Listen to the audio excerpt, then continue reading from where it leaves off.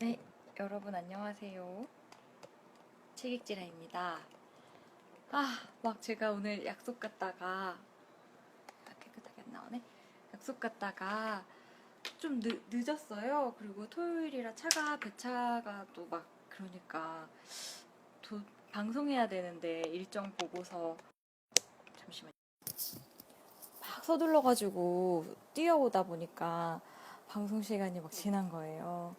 그래가지고 막 다급한 마음에 친구한테 나 오늘 늦었다고 어떡하냐고 30분이 지났다고 그랬더니 친구가 그냥 가서 또 막 이렇게 대충 시작하지 말고 꼭 거울을 보고 화장을 고치고 그렇게 시작하라고 해서 막 들어와서 뭐 세팅하고 화장 고치고 이러다 보니까 굉장히 늦었네요. 근데도 막 미리 세팅을 안 해놨더니 거칠이 없어지고 막 이래가지고 정신 못 차리고 있다가 늦어서 죄송합니다. 네, 혜기님, 호삼님 반갑습니다. 오늘의 책은 월요일에 제가 신간을 몇 권 소개해드리면서 가장 여러분이 원하는 책을 읽겠다고 했는데 이제 심리학 자존감을 부탁해 이 책이 가장 많았어요. 그래서 오늘과 내일에 나눠서 이 책을 한번 읽어보도록 하겠습니다. 네, 경철님, 네, 준희님, 성주님 반갑습니다. 네, 지금 밖에 비가 오고 엄청 오늘 저녁 되게 후덥한 저녁이죠. 되게 열대야? 라는 말이 느껴지는 저녁이고 지금 비도 조금 떨어집니다. 그래서 여러분들 건강 굉장히 유의하셔야 될 것 같아요. 계속 지금 어제 오늘 뭐 이 책에 대해서 좀 읽어보니까 나는 사실 자존감이 낮지 않아라고 생각했는데 나한테도 해당되는 부분들도 있고 그런 원인이 무엇인지 이런 것들을 좀 보니까 굉장히 의미가 있었던 책이었던 것 같습니다. 네, 재경님 반갑습니다. 그러면 창원에는 비 안 온다고 여기도 아직 비가 막 떨어지는 건 아닌데 빗방울이 조금씩 오고 있습니다. 네, 그러면 오늘의 책 심리학 자존감 부탁해 시작해 보도록 하겠습니다. 네, 이 책은 독일의 심리치료사인 슈테파니 슈탈 작가가 지은 책입니다. 그래서 이 책이 결국 뭐 하고 싶은 말은 당신은 지금 그 모습 그대로 이미 완전하고 충분하다. 그것만으로도 충분히 괜찮다. 이런 책이고요. 사실 이런 유형의 책이 또 요즘 많은 것 같아요. 그만큼 우리 고민이기도 하지 않나. 월요일에 댓글을 남겨주신 분들을 보면서 그런 생각이 들었습니다. 그래서 자존감이 낮은 건 무엇이고 도대체 자존감이 낮다라는 기준은 어디일까 뭐 이런 생각을 했는데요. 네, 한번 시작을 해보겠습니다. 머리를 오늘 열심히 하고 지금 비를 흠뻑 맞아가지고 다시 헝클어졌어요. 막. 자존감이 낮다고 생각하는 사람들 스스로 많이 하는 말은 바로 좀 더 자신 있게 살고 싶어요. 이런 말이라고 합니다. 살면서 이런 생각을 한 번도 해본 적이 없는 사람이 몇이나 될까? 사실 이런 상황에서 어떤 자존감이 낮은 상황에서 막상 느껴지는 것은 낮은 자존감 자체가 아니라 그로 인해 생겨나는 감정들이다. 가장 대표적인 감정이 바로 불안과 수치심이다. 불안과 수치심 역시 몸으로 드러난다. 여기저기 근질근질하고 심장박동은 급격히 빨라지며 위나 가슴께가 묵직하게 아프다. 호흡, 곤란, 경련, 마비감 역시 우리가 불안과 수치심에 사로잡혔을 때 몸에서 나타나는 반응이다.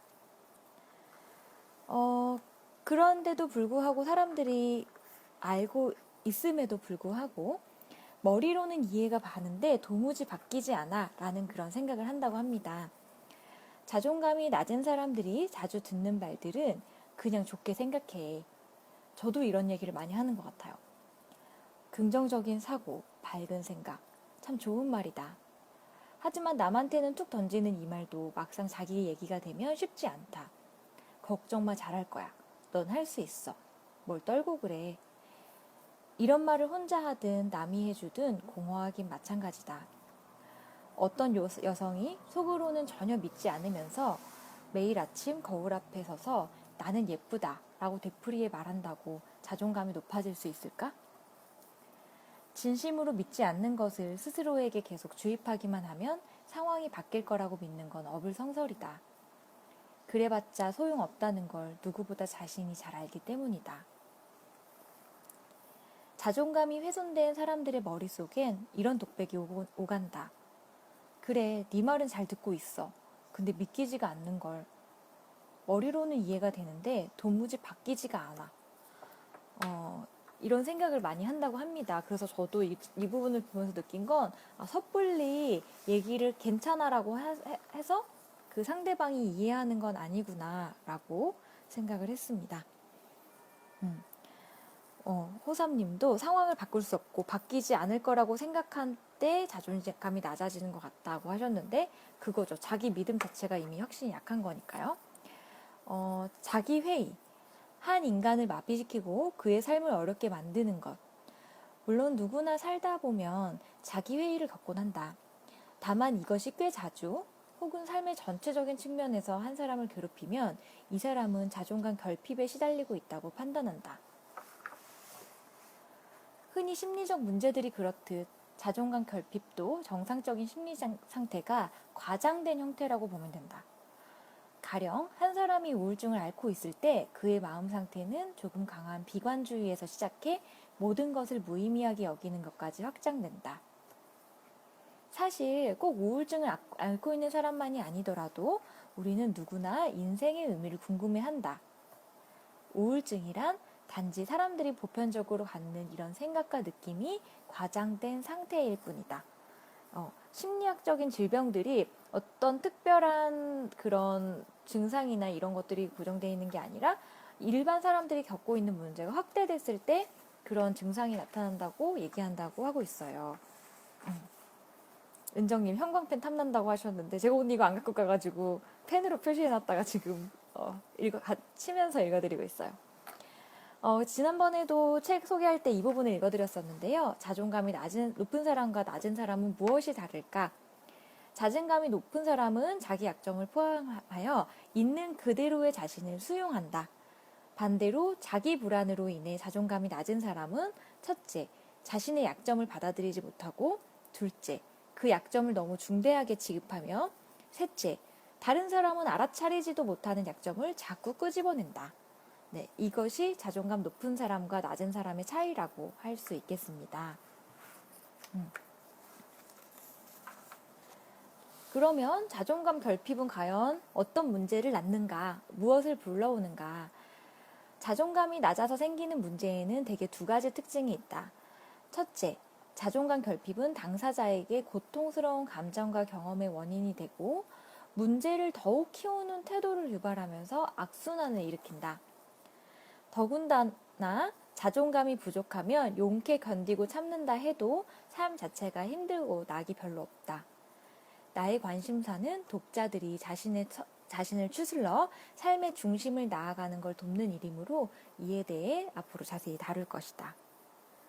둘째, 자존감 결핍에 시달리는 사람 중 다수가 이런 불안에 대처하려고 자신은 물론이고 주변 사람들에게도 별로 이롭지 않은 방식으로 문제를 해결하려고 시도한다.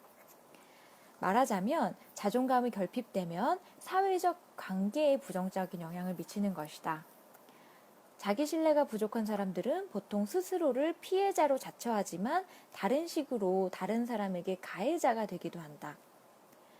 자신의 삶을 바꿔보고 싶은 마음이 있다면 이 사실을 외면하지 말아야 한다. 당신이 가진 상처에만 몰두하지 말고 악인은 아니었지만 자기 보호를 하는 와중에 주변 사람들에게 어떤 영향을 주었는지도 주의를 기울일 필요가 있다.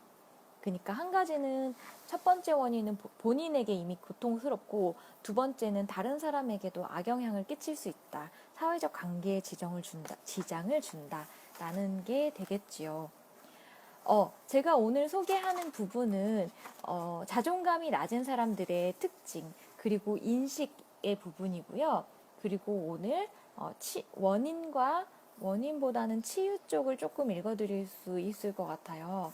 그리고 내일은 실제로 이걸 생활 속에서 어떻게 해결해야 되는지 그 연습 파트를 한번 같이 읽어보도록 하겠습니다. 그래서 툭하면 상처받는 사람들의 심리는 항상 거부당할 거라는 생각이 있대요.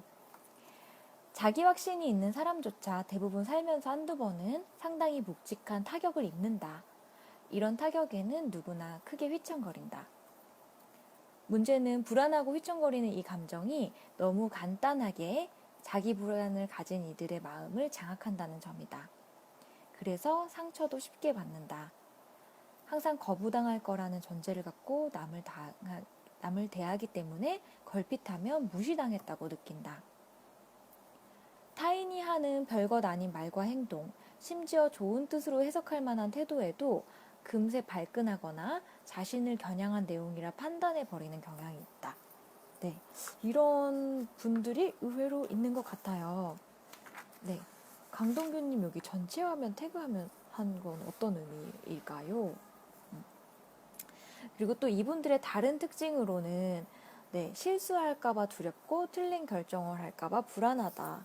네, 은정님 말은 자존감이 낮으면 삶을 목표를 설정하는데 적극적이지 못하고 안일한 태도로 삶을 살려고 하는 것 같다고 하고, 규민님은 매번 자기 감정을 숨기고 엄청 소심해진다. 네. 근데 이게 사실 저는 이 책을 읽으면서 들어서 생각이 드는 게 되게 이게 뭐 남 얘기나 어떤 뭔가 우울증 환자 뭐 이렇게 치부하기는 어렵다는 생각이 들었어요. 자존감이 낮은 건 마치 내 어떤 부분이 부족하다, 이런 부분이 나는 부족하구나 라는 걸 인정하는 데서 시작하는 거라고 생각하면 꼭 나쁘다고만 보고 하면 접근이 어려울 것 같아요. 더 읽어볼까요? 자존감이 낮은 사람은 주로 방어하며 살아간다. 실수하지 않으려고 애쓰고 나쁜 쪽으로 남의 이목을 끌지 않겠다는 일념이 강하다. 자존감이 높은 사람은 자기가 원하는 목표를 이루려고 노력하고 약점보다는 할 수 있는 것에 집중하고 실패를 별로 무서워하지 않는다. 네, 이런 차이가 있다는 거죠. 그리고 또 꼭 실패를 겪지 않는다고 하더라도 비판에 대해서 두려워한다는 겁니다. 그래서 불안한 사람을 더 불안하게 만들려면 굳이 실패까지 갈 필요도 없다. 비판적인 발언 한마디면 충분하다. 잠시만요. 제가 이걸 자꾸 치네요. 툭툭. 불안한 기질을 가진 이는 실패를 회피하기도 하지만 단 한마디라도 비판을 듣지 않으려고 갖은 애를 쓴다. 그 어떤 비판이나 충고도 개인적인 모욕, 즉 상처 위에 뿌리는 소금이기 때문이다. 어떤 실수도 하지 않으려는 노력은 버림받고 싶지 않은 원초적인 불안에서 출발한다. 한 가지 일, 한 가지 분야만 잘 안 된 것이 아니라 자신이라는 사람이 망한 거라고 믿는다. 그러니까 사실 부분적으로 그게 안 된 건데 난 망했어. 나는 이래서 안 돼 라는 생각을 가진다는 거죠. 잠깐만요. 그래서 실수, 비판, 실패에 대한 불안은 판단력에 전방위적으로 제동을 건다. 특히 불안한 사람의 결정을 가로막는 가장 큰 난관은 자신이 진짜 원하는 것이 무엇인지 모른다는 사실이다. 이게 자존감이 낮고 다른 사람의 눈치를 많이 보다 보면 내가 진짜 원하는 것이 아니라 다른 사람이 원하는 것을 하게 될 수 있다는 거죠. 네. 그리고 또 그 다른 특징은 이런 것도 있어요. 왜 항상 뭔가 나만 손해보는 느낌인가? 자존감이 낮은 사람은 스스로의 능력을 지독히도 못 믿는다. 주로 문제 중심으로 상황을 인지하기 때문이다. 자신이 잘하는 것보다 못하는 것, 서투른 것에만 주의를 집중하는 것이다. 실수할까봐 두려운 마음, 완벽해야 한다는 강박이 그들로 하여금 결함은 너무 크게, 능력은 너무 작게 평가하도록 만든다.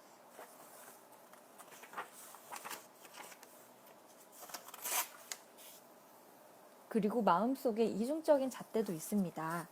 스스로를 바라보는 태도 역시 이중적이다. 별 문제 없고 심지어 나는 훌륭해 라고 평가하는 면도 있지만 어떤 성향은 야멸차게 타박한다. 스스로에 대한 이런 이중적 태도 때문에 자기 불안이 있는 사람은 남들도 자신을 그대로 수용해 줄 리 없다고 생각한다. 나도 나를 인정하지 않는데 누가 나를 인정해 줄 수 있겠어? 그런 일은 불가능해. 그러나 마음속 깊은 곳에서는 누군가 자신을 있는 그대로 받아주길 바란다.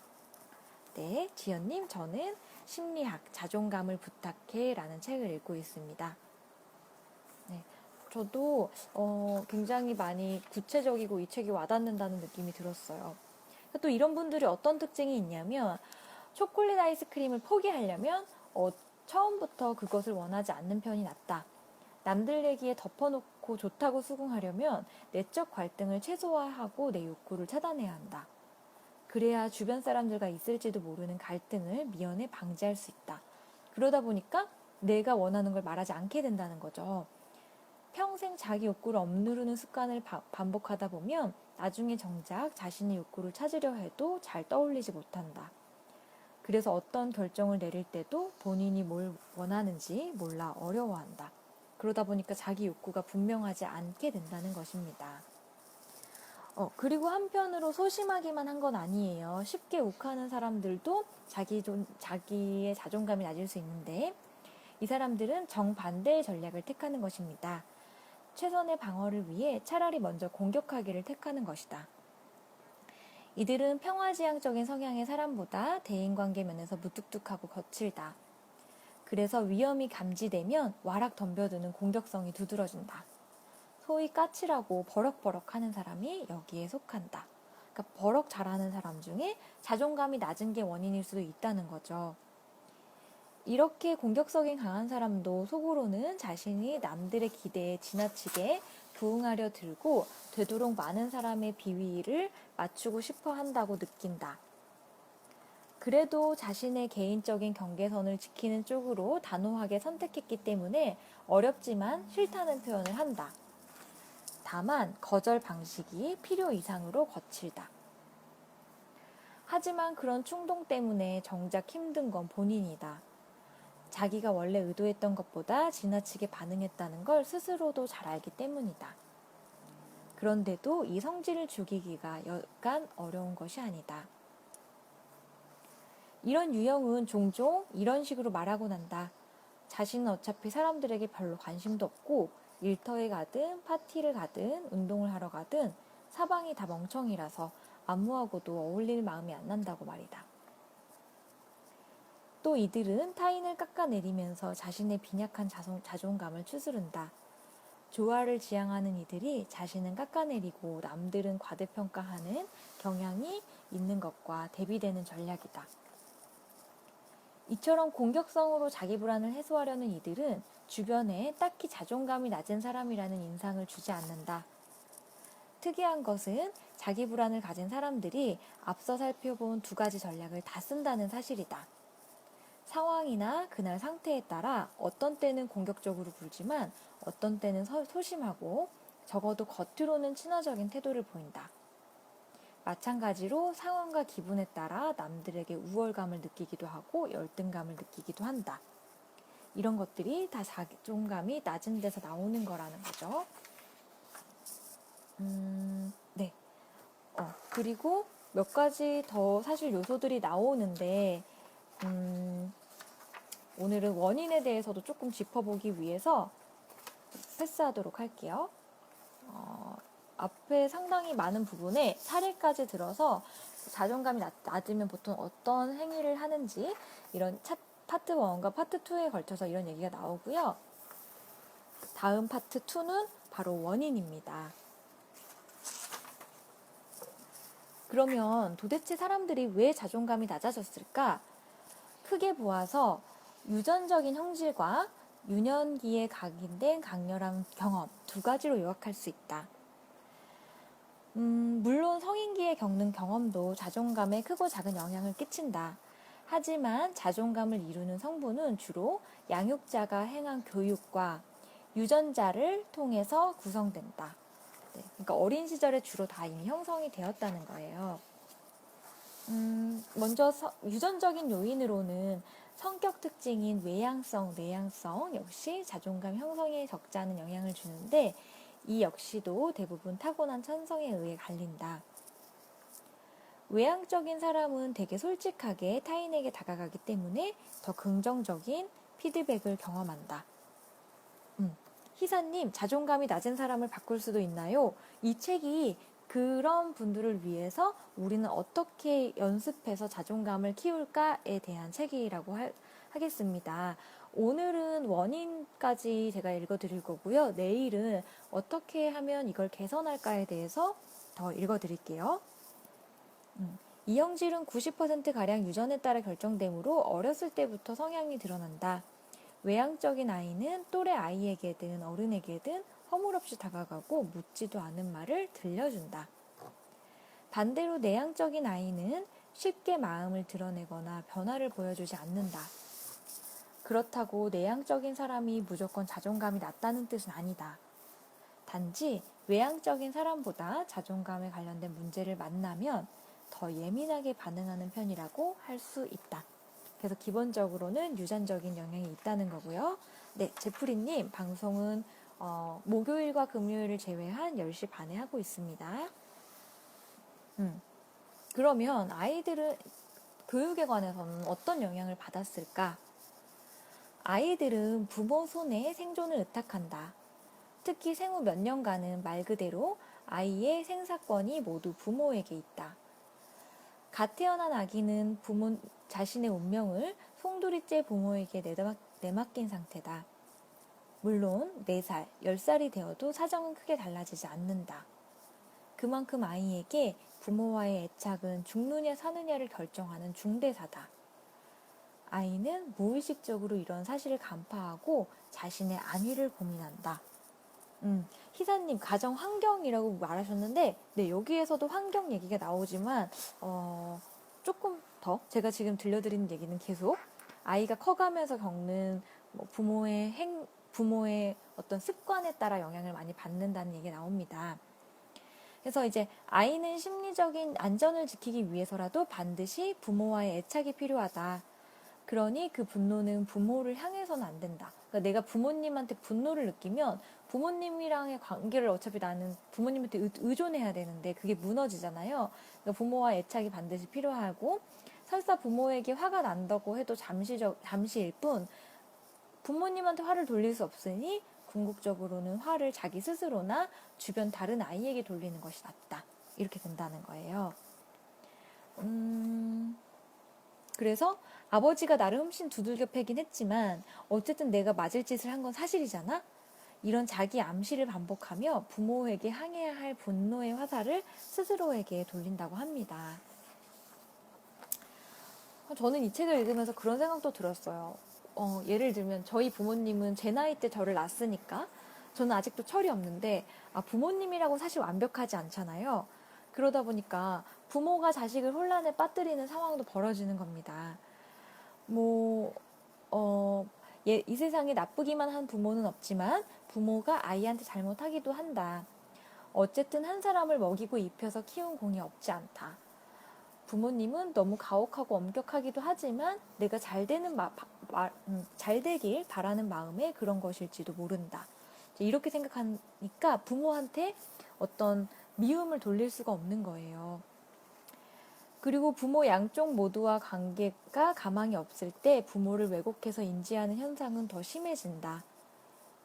부모 중 한 사람과의 관계만 아이들을 힘들게 하는 경우라면 나머지 호의적인 한 사람에게 더 강한 애착을 형성하면 된다. 한 사람의 부모라도 의지를 할 수 있다면 아이는 안전함을 느끼고 자신을 불안하게 하는 다른 쪽을 거부하고 선을 그을 수 있다. 그렇지만 두 쪽 다 부모하고 사이가 안 좋다면 아이는 더 왜곡되기 쉽다는 거죠. 또 자존감에 아주 깊고 치명적인 상처를 얻은 사람들 중에는 부모를 향한 복수심 때문에 애착을 놓지 못하는 경우가 있다. 이들은 무의식적으로 부모에 대한 분노 행동을 표출하고 부모가 틀렸으며 결국 실패했다는 걸 입증하기 위해 자신의 인생을 망가뜨리는 방법을 택한다. 이들은 무의식적으로 부모에게 보복하려고 일부러 불행해지고 실패를 반복한다. 그로써 부모가 자식 교육에 실패했다는 걸 증명하기 위해서다. 상담을 하다 보면 자신의 유년기 경험이 인생 전반에 그토록 광범위하게 영향을 끼친다는 사실을 좀처럼 받아들이지 못하는 사람도 많다. 그들은 이렇게 말한다. 하지만 난 지금 이렇게 컸잖아요. 내 일은 나 스스로 결정할 줄 안다고요. 하지만 바로 그 결정을 어떻게 내리고 무엇을 선택할지, 어떻게 생각하고 느낄지 크게 좌우하는 것이 우리의 어린 시절 경험이다. 그러니까 어린 시절 경험을 떠나서는 그렇게 생각하기는 좀 힘들다는 거죠. 네, 재경님 말 되게 굉장히 정확한데 이 책에서도 자신을 수용하는 거, 자신을 인정하는 게 첫 번째 해결책으로 나옵니다. 저는 이 내용이 좀 공감이 됐어요. 네, 효성님, 저는 심리학 자존감을 부탁해를 읽고 있습니다. 부모님 자체가 공감에 서툰 경우 아이의 뇌는 그 공감을 잘하는 부모보다 거울 신경세포가 덜 생성된다고 한다. 거울 신경세포는 다른 사람의 심경을 헤아리는 공감 능력을 좌우하는데 이 세포가 많을수록 공감 능력도 뛰어나다. 이 생물학적인 공감 능력이 결핍되면 이성과 논리를 통해 보완하는 수밖에 없다. 다시 말해 공감이라는 감성이 작동하지 않아서 생기는 결손 부분을 논리와 이성을 작동시켜 균형을 맞추는 사태가 벌어지는 것이다. 그래서 이제 부모님이 자체가 공감이 서툴면 아이들도 공감이 서툰 게 생리학적으로도 생물학적으로도 증명이 돼 있다는 거예요. 저는 그리고 이 말도 굉장히 좋았습니다. 부모 역시 삶이 쉽지는 않았다. 앞서 말한 힘든 부모들은 그 자신부터가 무척 문제가 많은 환경에서 성장했다. 진심으로 악의를 가지고 잘못된 양육을 행하는 부모는 없다. 대부분은 아이에게 너무 버거운 요구를 한다는 걸 모르거나 자신도 무슨 짓을 하는지 의식하지 못하는 경우가 많다. 그래서 어린 시절에 각인한 기억을 잘 이해하기 위해서는 자신에게 부모가 어떤 역할을 했는지 정확히 조명할 필요가 있다. 하지만 부모가 어쩌다 그런 문제를 갖게 되었는지 알려면 그들의 어린 시절을 살펴보는 것도 중요하다 라고 얘기합니다. 그래서 부모님의 그러니까 내 어린 시절을 돌아보는 것이 내가 왜 이런 생각을 갖고 있는지를 보기 위해서 어린 시절을 돌아보는 것이 중요하고 그러기 위해서는 부모님도 어떤 부분이 부족했는지를 이해하는 게 그래야 부모님도 이래서 나한테 그랬던 거구나를 이해할 수 있으니까 좀 더 그 자존감을 높이는 방법이라고 얘기하는 게 아닐까 생각해 봅니다. 오늘 또 많이는 못할 것 같고 여기까지 더 읽어볼게요. 우리 부모님들이 많이 하는 실수 중에 하나인데요. 내가 너를 사랑해 주길 바란다면 내가 하라는 대로 해 라고 얘기하는 겁니다. HY님, 저희는 문학극내가 아니고 책벌레 방송입니다. 어릴 때 불안정한 애착 방식을 습득한 사람은 자존감 문제를 겪는 것이 일반적이다. 이 경우 아이는 부모의 사랑을 조건부로 인식한다. 가장 흔한 조건부 애정은 이렇다. 공부 열심히 해서 좋은 성적을 올려야 해. 그러니까 이렇지 않으면 나는 부모한테 사랑받을 수 없다라는 생각을 하게 된다는 거죠. 그나마 아이가 이런 조건을 어느 정도 예상할 수 있고 이를 충족시킬 가능성이 있으면 다행이다. 아이를 더 힘들게 하는 상황은 엄마나 아빠의 기분과 일진에 따라 애정의 조건이 죽굴듯 변할 때다. 조건이 무엇인지 예측하기 힘드니 그것을 만족시키는 것부터가 불가능하다. 두 가지 경우 모두 부모의 태도 아래 깔린 암시는 이렇다. 내가 너를 사랑해주길 바란다면 내가 하라는 대로 해. 이런 부모가 내리는 벌은 사랑을 취소하거나 그렇게 하겠다고 위협하는 것이다. 전자는 지나치게 조화를 강조하고 모두의 마음에 들려고 안간힘을 쓰는 쪽이고 죄송합니다. 이렇게 자란 아이는 어른이 되어서도 사람들의 기대에 잘못된 태도로 응하게 된다. 남들의 요구에 과도하게 순응하거나 반대로 과격하게 차단하고 거부한다.